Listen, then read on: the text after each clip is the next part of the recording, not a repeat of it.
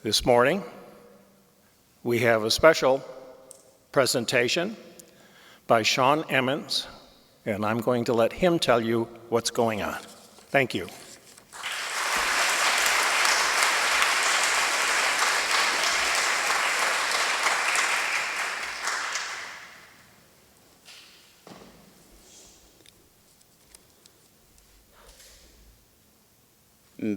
Before I start, I would just like to quickly wish everyone a very happy International Stuttering Awareness Day. That is the reason I chose to give my speech today. Approximately 5% of all children stutter for a period of 6 months or more, but only 1% maintain their stutter through late childhood and into adulthood.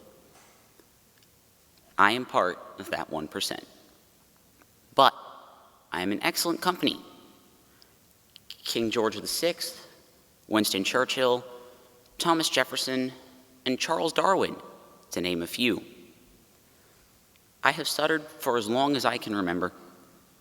My parents tell me I began stuttering when I was around 3 or 4.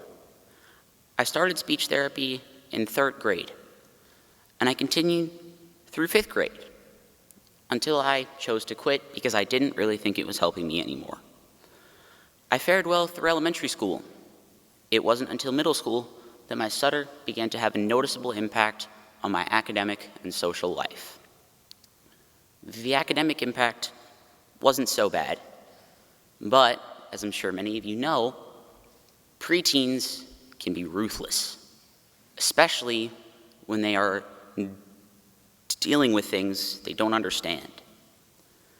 As the first person many of my classmates had ever encountered who stuttered, they made fun of me, and this continued through middle school.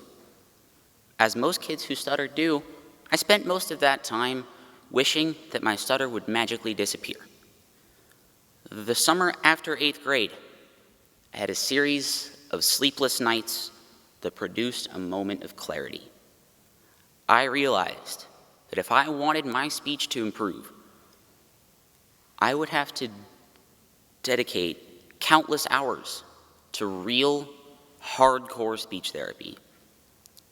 Although this idea seemed daunting at first, I owed it to myself to do the work. As a result, I proudly proclaimed to my parents that I wanted to find a new speech therapist.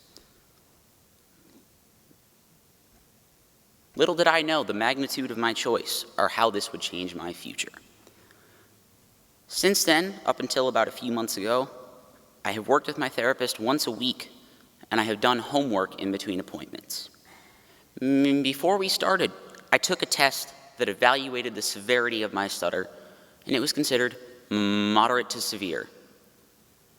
I took that same test a few months ago, and it was considered to be very mild.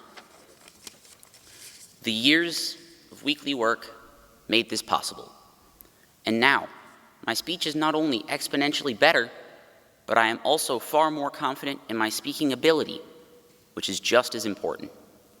The decision I made to return to speech therapy was critical in making this dream a reality. However, as valuable as that decision was, my success was possible for multiple reasons. I also had to change my mindset about my stutter. For a long time, I hated my stutter. I became incensed when it happened frequently, and I treated it like a disease. Thankfully, with the help of my parents, my psychologist, and my speech therapist, I finally accepted my stutter as a part of who I am, which made it easier to effectively improve my speech. I also learned to be patient with others and to show compassion and empathy because I remembered how it felt to be treated poorly for my stutter. Regardless of all of this, though, it would be very easy to continue to feel some resentment toward my stutter because of the social and emotional suffering I experienced, and to allow these experiences to weaken me. However, I would argue that they have actually made me stronger. I owe this growth to the experiences that led me to this point, even the negative ones. It is because of this journey that I believe we should strive to embrace everything that makes us who we are, not just what we like about ourselves. It is our differences that define us, not our similarities. Finally, I hope you all keep this information with you for any future interactions with me or anyone else you may encounter that stutters, as well as this final message. What we have to say matters too.